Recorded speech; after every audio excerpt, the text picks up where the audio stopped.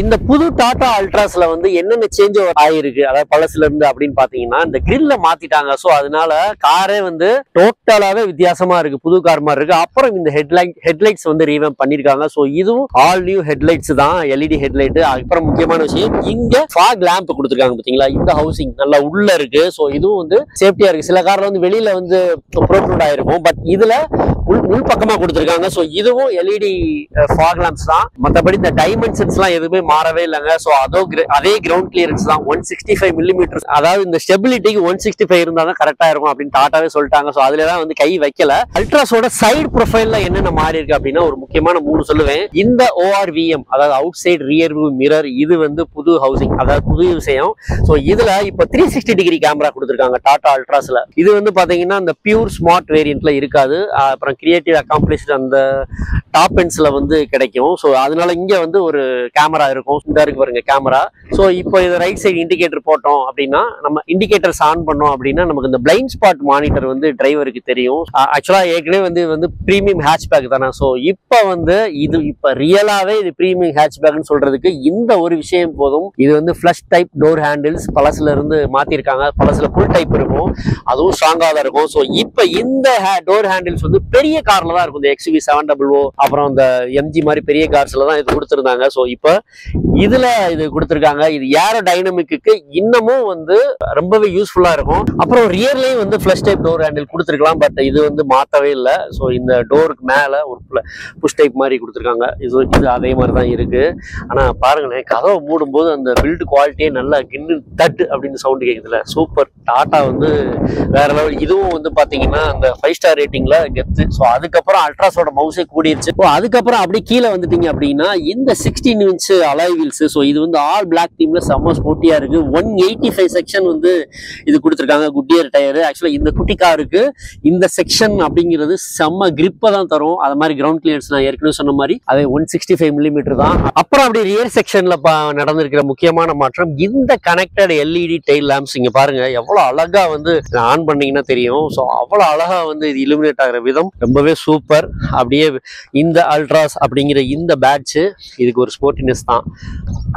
அப்படி boot space வந்தோம் அப்படின்னா இன்னும் 2-3 பை வைக்கலாம் போல. ஆக்சுவலா இதோட பூட் ஸ்பேஸ் 345 லிட்டர். ஸோ இதுல எந்த மாற்றமும் இல்லை. இதுவே சிஎன்ஜி இருக்குன்னு வைங்களேன், அதோட பூட் ஸ்பேஸ் 210 லிட்டர். அது வந்து ரொம்ப கிளவரான ஒரு வெஹிக்கிள். என்னன்னா இப்போதைக்கு நீங்க ஹேட்ச்பேக்ல ஒரு சிஎன்ஜி மாடல் வாங்கணும், பூட் ஸ்பேஸ் அதிகமா இருக்கணும் அப்படின்னா அல்ட்ராஸை தவிர வேற ஆப்ஷனே இல்லை. நீங்க அல்ட்ராஸ் தான் போயாகணும். ஏன்னா அதுல ஸ்பேர் வீல ஒரு பொசிஷன் பண்ணிருக்கிற விதம் வந்து ரொம்பவே அழகா இருக்கும். அது வந்து கீழே ஆக்சஸ் பண்ற மாதிரி இருக்கும். இன்ஜினை பொறுத்தளவு அல்ட்ராஸ்ல என்ன மாறி இருக்கு அப்படின்னா கியர் பாக்ஸ்ல தான் கொஞ்சம் புதுசா கொண்டு வந்து AMT கியர் பாக்ஸ் சிட்டிக்குள்ள ஓட்டுறதுக்கு. அப்புறம் DCT என்னன்னா அன்பார்ச்சுனேட்லி இதை நம்ம ஓட்டுறதுக்கு வாய்ப்பு கிடைக்கல.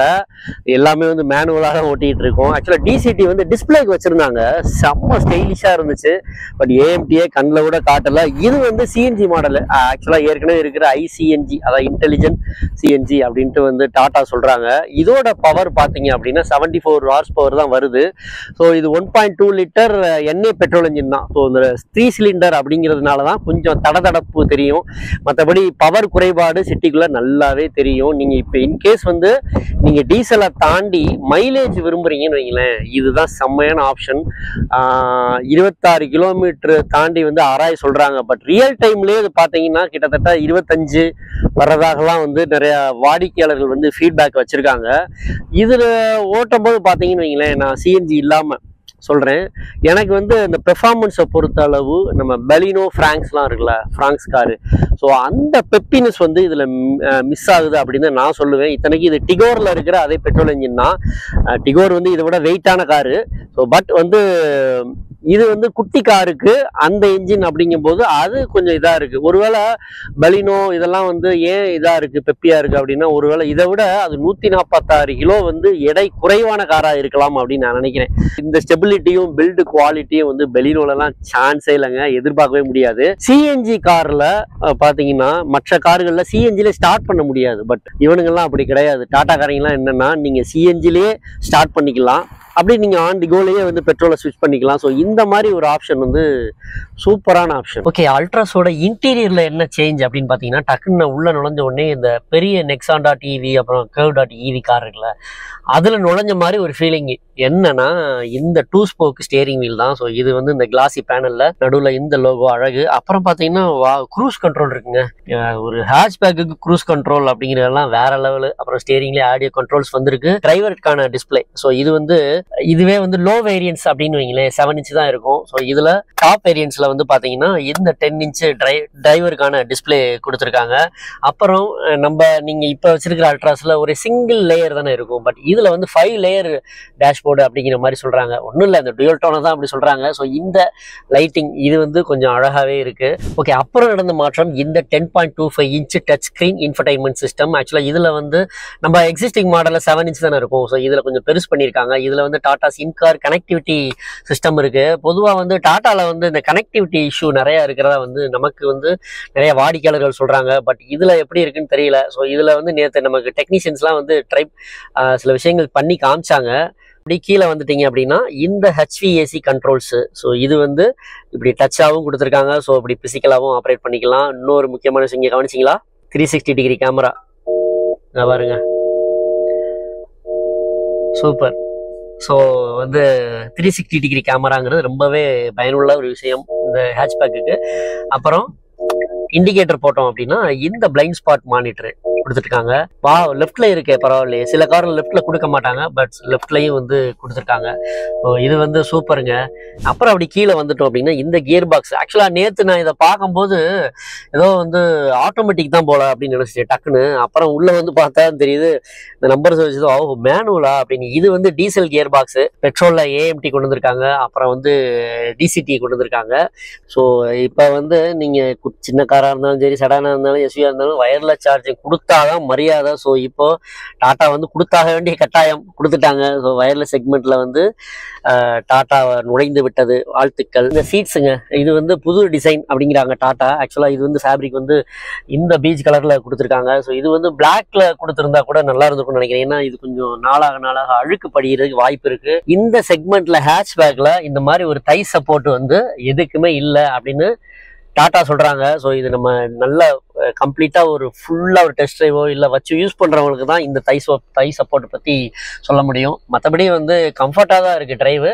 அப்புறம் அப்படியே உள்ள வந்துட்டீங்கன்னா இந்த குட்டி சன்ரூஃப். அல்ட்ராஸோட ரியர் சீட் கம்ஃபர்ட் எப்படின்னா இப்படிதான். ஆக்சுவலாக இதில் வீல் பேஸ்லாம் எதுவும் சேஞ்ச் இல்லை. ஸோ அதனால நீங்கள் இதுக்கு முன்னாடி அல்ட்ராஸ் எப்படி பயணிச்சிங்களோ அதே மாதிரி தான் இதுலேயும் பயணிக்க முடியும். அந்த லெக் ரூம் இப்படி இருக்குது, ஹெட் ரூம் இந்த மாதிரி இருக்குது. ஃபோனு வைக்கிறதா இங்கே தான். ஓகே, பாக்கெட்டு இருக்குது ஃப்ரண்ட் சீட்லேயே. பின்பக்கம் நடந்த முக்கியமான மாற்றம்னு பார்த்தீங்கன்னா இந்த 3 பாயிண்ட் சீட் பெல்ட் தான். ஸோ 3 பேருக்கு வந்து சீட் பெல்ட் கொடுத்துருக்காங்க. இது சூப்பரான வசதி. அப்புறம் ஆம்ரெஸ்ட்டு, கப் ஹோல்டர். ஸோ 2 பேர்னா வந்து நல்லாவே பயணிக்கலாம். இன்னொரு மாற்றம் சொல்ல மாட்டேன், இங்கே வந்து 65 வாட்ஸில் வந்து சார்ஜிங் போர்ட்டு கொடுத்துருக்காங்க. C type charging board. So இது வந்து ஒரு முக்கியமான மாற்றம் இந்த வென்ட்டிலேயே. மற்றபடி 8 ஸ்பீக்கரில் ஹார்மான் ஆடியோ சிஸ்டம் இருக்குது. India's one and only hatchback in diesel வந்து அல்ட்ராஸ் தான். ஸோ அதுக்காகவே டாட்டாவுக்கு ஒரு ஷொட்டு. பெட்ரோலு, டீசல், அப்புறம் CNG இந்த 3 ஆப்ஷன்ஸ்லையும் வந்து அல்ட்ராஸ் வந்து வந்திருக்கான். ஆக்சுவலாக இப்போ நான் ஓட்டி இருக்கிறது பார்த்தீங்கன்னா diesel engine, 90 horse power, 200 newton meter torque.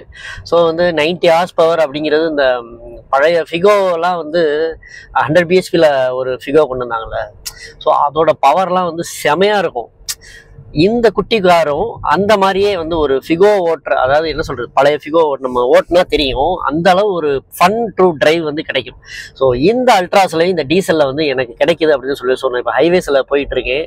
கிட்டத்தட்ட இப்போ நான் பார்த்தீங்கன்னா ஒரு 85 கிலோமீட்டர் ஸ்பீடில் போயிட்டு இருக்கேன். அப்படிங்கும்போது இந்த நாய்ஸ், இன்ஜின் நாய்ஸ் தான் இதில் ஒரு பெரிய இது. மற்றபடிலாம் இந்த 1.5 litre turbo charge diesel engine இருக்குல்ல, இது வந்து அவ்வளவு ஒரு என்ன சொல்ற பெப்பியான இன்ஜின் அப்படின்னு தான் சொல்லுவேன். இதுல வந்து மைலேஜ் வேணும் அப்படின்னா இந்த டீசல் இன்ஜின் தாங்க பெஸ்ட்.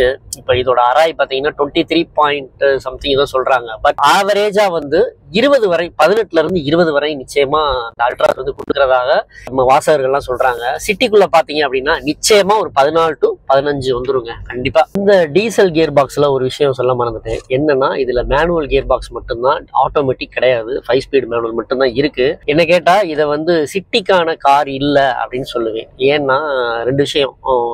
கிளச் பிளே இருக்குல்ல, கொஞ்சம் லாங்கா இருக்கு. ஸோ வந்து காலை வந்து நல்லா மிதிச்சு கியர் போட வேண்டியிருக்கு. அது மாதிரி கியர் பாக்ஸ் வந்து இன்னும் கொஞ்சம் ஸ்லீக்கா, நல்லா என்ன சொல்றது, துடிப்பா செயல்படலை அப்படின்னு தோணுது. இப்ப சில சிட்டி டிரைவிங்ல கியர் பாக்ஸும் கிளச்சும் பார்ட்னர்ஷிப் வச்சாதான் நமக்கு வந்து அந்த டிரைவிங் வந்து ஒரு பெப்பினஸ் கிடைக்கும். ஸோ இதுல அது மிஸ் ஆகுது. ஸோ கியர் பாக்ஸும் வந்து அந்த குவிக் ஷிஃப்டிங் இருந்தா தான் நல்லா இருக்கும். பட் இதுல அதுக்கு வாய்ப்பு இல்லை. அது மாதிரி இப்ப உதாரணத்துக்கு சொல்லணும் அப்படின்னா 30 கிலோமீட்டர்ல வந்துட்டோம், தேர்ட் கியர்ல போறோம் அப்படின்னா கொஞ்சம் பவர் லேக், அந்த டெலிவரியில சுணக்கம் தெரியுது. மற்றபடி நீங்க பியாண்ட் 3000 RPM போயிட்டீங்க அப்படின்னு வைங்களேன், அது வந்து வேற லெவல். ஸோ இது வந்து ஹைவேஸ்க்கான கார் அப்படிங்கிறக்கா சொல்லுவேன். மற்றபடி நீங்க லாங் டிரைவ்ல இந்த 4 சிலிண்டர் இன்ஜினோட அந்த தடதடப்பு வந்து கொஞ்சம் படுத்ததான் செய்யும். இந்த நேரத்துல வந்து நான் வந்து ஹுண்டாயோட ரிஃபைன்மெண்ட்டை வந்து நான் டக்குன்னு நினைவுக்கு வந்தது. ஸோ இன்னும் கொஞ்சம் ரிஃபைன்மெண்ட் வேணும் அப்படிங்கிறக்காக இதை நான் சொல்றேன். ஓகே, டாடா அல்ட்ராஸ் வந்து ஏற்கனவே வந்து ஒரு ப்ரீமியம் ஹேட்ச்பேக் தான். இப்போ இன்னமும் வந்து ப்ரீமியம் ஆக்கியிருக்காங்க. எப்படின்னா அந்த ட்ரிம்ஸ்லேயே வந்து கொண்டு வந்தாங்க. முன்னாடி XE, XM, XT அந்த மாதிரி இருக்கும் இல்லையா. ஸோ இப்போ ட்ரிம்ஸ் பேரே பாருங்கள், ஸ்மார்ட், பியூர், கிரியேட்டிவ், அக்காம்ப்ளிஷ்டு, அப்புறம் அந்த அக்காம்ப்ளிஷ் ப்ளஸ் எஸ், இந்த மாதிரி வந்து 4 ட்ரிம்ஸில் வந்து 5 கலரில் வந்து இந்த டாடா அல்ட்ராஸை வந்து கொண்டு வந்திருக்காங்க. ப்ரீமியமான டாடா அல்ட்ராஸ் ப்ரீமியம் ஹேட்ச்பேக் பற்றி உங்களுக்கு என்ன கமெண்ட்ஸ் இருக்கோ எங்களுக்கு சொல்லுங்கள். நெக்ஸ்ட் வீடியோவில் இதே மாதிரி ஒரு டாட்டாவோட சூப்பரான ஒரு SUV-யோட உங்களை சந்திக்கிறேன். தேங்க்யூ.